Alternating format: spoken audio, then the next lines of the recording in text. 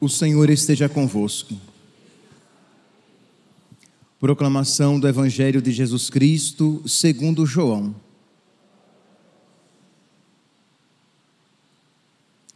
Naquele tempo, disse Jesus aos seus discípulos: pouco tempo ainda e já não me vereis, e outra vez pouco tempo e me vereis de novo. Alguns dos seus discípulos disseram então entre si: o que significa o que ele nos está dizendo? Pouco tempo e não me vereis, e outra vez pouco tempo e me vereis de novo, e eu vou para junto do Pai. Diziam, pois, o que significa esse pouco tempo? Não entendemos o que ele quer dizer. Jesus compreendeu que eles queriam interrogá-lo, então disse-lhes: estais discutindo entre vós, porque eu disse: pouco tempo e já não me vereis, e outra vez pouco tempo e me vereis? Em verdade vos digo, vós chorareis e vos lamentareis, mas o mundo se alegrará. Vós ficareis tristes, mas a vossa tristeza se transformará em alegria. Palavra da salvação.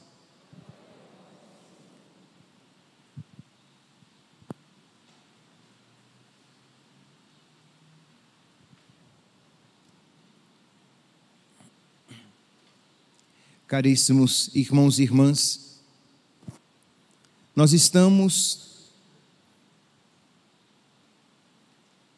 hoje faz 40 dias que Jesus ressuscitou. Em todo o mundo, hoje se celebra o dia da Ascensão do Senhor. Só que, como é um dia santo de guarda, e aqui no Brasil não é feriado, a igreja transfere esta celebração para o próximo domingo. Mas faz 40 dias que Jesus ressuscitou e que tem aparecido aos apóstolos. Amanhã nós começaremos a nossa novena de Pentecostes, que nós iremos suplicar o Espírito Santo com os seus dons, com a sua presença, para que a nossa fé seja renovada, seja revitalizada, para que tudo aquilo que Jesus Cristo nos alcançou com a sua paixão, morte e ressurreição, estejam vivos, né? Todos aqueles dons estejam vivos em nós, para que a presença de Jesus esteja viva e vivificante em nós. Pois bem, e o Evangelho de hoje, embora hoje nós não estejamos celebrando a ascensão do Senhor, o Evangelho nos dá a ocasião de, à luz desta realidade da ascensão, meditar este Evangelho. Diz aqui que Jesus se utiliza de palavras meio enigmáticas, dizendo: pouco tempo ainda e já não me vereis, e outra vez pouco tempo e me vereis de novo. E diz que os apóstolos não compreendem. O que é que ele está falando? Do que é que ele está falando? A respeito do que ele está falando? Ora, o contexto primeiro, imediato, Jesus está falando aqui da sua paixão. Nós estamos no capítulo 16 de São João. Jesus está se despedindo porque ele vai morrer. Ele vai sofrer a paixão, ele vai ser preso, ele vai ser crucificado. Então Jesus está falando o quê? Pouco tempo ainda e já não me vereis, mas ele ressuscitará. Então, e outra vez, pouco tempo e me vereis novamente. E um pouquinho abaixo aqui no versículo 19, no versículo 20, e Jesus continua: vós ficareis tristes, mas a vossa tristeza se transformará em alegria. Isto é, ele vai ser morto, ele vai ser preso, ele vai ser morto, ele vai ser crucificado, ele vai morrer, e os apóstolos vão se entristecer, mas a vossa tristeza se transformará em alegria quando eles virem Jesus ressuscitado. Aqui, digamos, é o primeiro sentido, o sentido histórico, mas que nós podemos fazer uma aplicação para essa realidade, este mistério, essa verdade que nós iremos celebrar, nós aqui no Brasil, neste próximo domingo, a ascensão do Senhor. Isto é, quando o Senhor diz, pouco tempo ainda e já não me vereis, Jesus está falando o quê? Que ele vai subir aos céus, e os apóstolos e os discípulos não verão mais Jesus. Eles serão privados da visão do Senhor. Eles não terão essa experiência física. E é claro que nós podemos aqui imaginar que isso causou tristeza.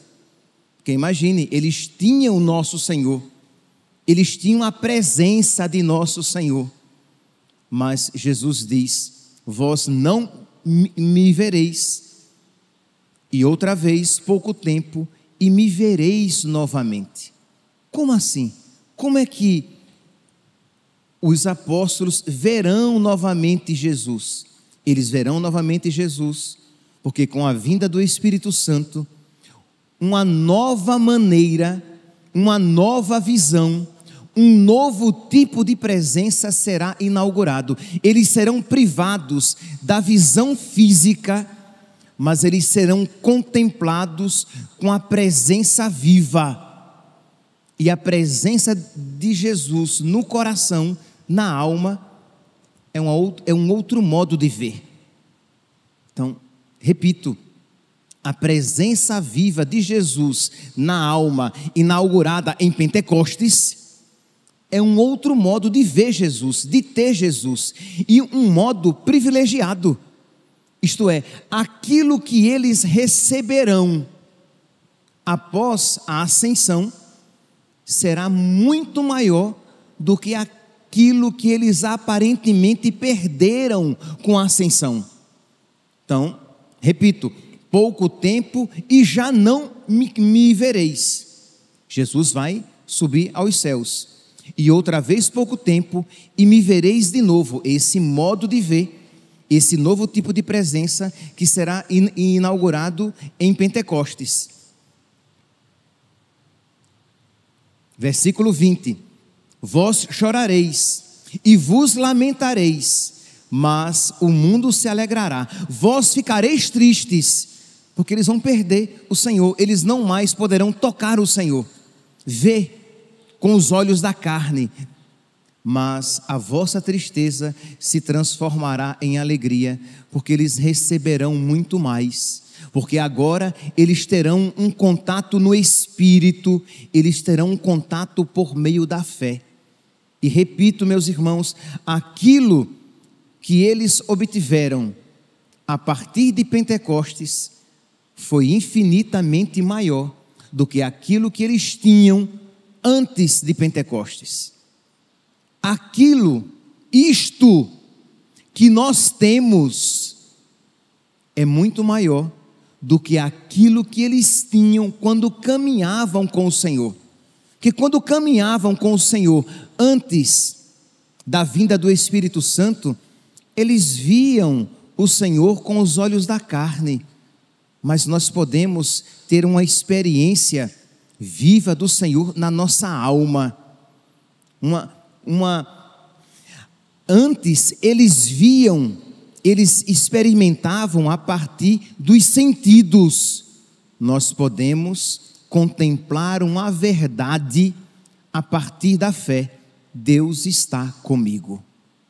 Meus irmãos, dentre tantos dons, tantas graças que nós podemos pedir durante esta novena de Pentecostes, e que nós podemos pedir para nós e para os outros, nós precisamos pedir a Deus que nos conceda a fé, o dom da fé, aquela certeza a respeito de Deus que não nos vem por meio dos sentidos, mas que nos vem por meio da fé, e que é uma verdade que, mesmo que não seja sentida, que mesmo que não seja sensivelmente experimentada, é uma realidade crida e que move a nossa vida e que move o nosso viver e que nos dá a certeza que mesmo que nós choremos, a nossa tristeza se transformará em alegria.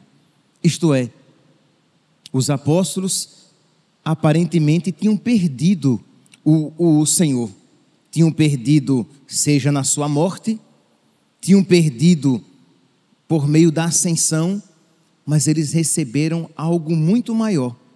Assim somos nós. Quando nós cremos em nosso Senhor, quando nós estamos com a nossa realidade espiritual viva, quando nós estamos com o nosso organismo espiritual vivo, isto é, você está em estado de graça, você tem vida de oração, mesmo que não deveria, mas mesmo que seja uma pequena vida de oração, mas você está em estado de graça, você tem vida de oração, você recebe os sacramentos. Ora, esta palavra, ela pode se realizar na sua vida, isto é, você pode chorar, mas a sua tristeza vai se transformar em alegria, e nisto você crê, não porque você sinta, mas porque você sabe, é uma verdade contemplada pela fé, tudo concorre para o bem dos que amam a Deus, Deus é providente, Deus me ama, Deus é fiel, e Ele não me abandonará. Então você, com lágrimas nos olhos, com o coração apertado, você diz: a minha tristeza se transformará em alegria, porque Deus é bom. Mas eu não vejo, Padre, eu estou tão tomada pelo sofrimento, que eu não vejo a bondade de Deus. Não que eu esteja dizendo que Deus seja mau, diz a pessoa, e eu já ouvi isso. Eu não estou dizendo, Padre, que Deus seja mau, eu só estou dizendo que eu não vejo a bondade dEle. Você não vê com os olhos, mas você pode dar o salto na fé e dizer: mas eu creio que Deus é bom e que a minha tristeza se transformará em alegria. E se Deus permitiu essa tristeza, é porque Ele me concederá uma alegria muito maior do que aquela que eu tinha antes de perdê-la. Porque assim aconteceu com os apóstolos na paixão, assim aconteceu com os apóstolos com a ascensão, e assim acontece com todo aquele que está com o seu organismo espiritual vivo. Se ele estiver em estado de graça, se ele tiver vida de oração, se ele estiver frequentando os sacramentos, tudo concorrerá para o seu bem, de modo que vós ficareis tristes, isto é, Deus não nos privará de experiências tristes, Deus não nos privará de experiências que tentem até abalar a nossa fé, mas se nós estivermos firmes em nosso Senhor, a nossa tristeza se transformará em alegria. Vamos lá, meus irmãos. Vamos pedir a Deus então nessa novena de Pentecostes, repito, dentre tantas outras realidades, tantas outras graças que nós podemos pedir a Deus a graça da fé, pedir a Deus a graça de que nós e os nossos, aqueles por quem nós rezamos, retornem à vida da graça, isto é, que se confessem, que revitalizem, que ressuscitem o seu organismo espiritual, para que tudo concorra para o seu bem. Então, voltar ao estado de graça, voltar a ter vida de oração, mesmo que numa situação complicada, mas você, em meio ao sofrimento, você na fé, você diz: Senhor, eu creio, Tu estás vivo, Tu és bom, Tu não estás me abandonando, e a minha tristeza se transformará em alegria. Pequenos atos de fé. Eu creio na Tua bondade, Senhor. Eu creio na Tua presença, embora eu me sinta só e desprovido, desprovida, abandonado, abandonada. Mas eu creio na Tua presença. Eu creio no Teu amor. Eu creio na Tua providência. E não tenhamos dúvidas, meu santo, de que esta verdade se tornará cada vez mais fundante, mais fundamental em nós. Nós iremos crescer cada vez mais em fé. A presença de Jesus será cada vez mais, a palavra não é feliz, mas eu vou usá-la, será cada vez mais sentida, não com os sentidos, mas contemplada, crida. Isto é, eu creio que Deus está comigo, eu creio que Deus está vivo, eu creio que Deus é o Senhor da história, eu creio que Ele ressuscitou, eu creio que Ele não me abandonou, e eu creio que até as minhas tristezas se transformarão em alegria. Peçamos, peçamos, irmãos, meus santos, esta graça para nós. Peçamos hoje, mas tenhamos como um dos objetivos para a nossa novena de Pentecostes.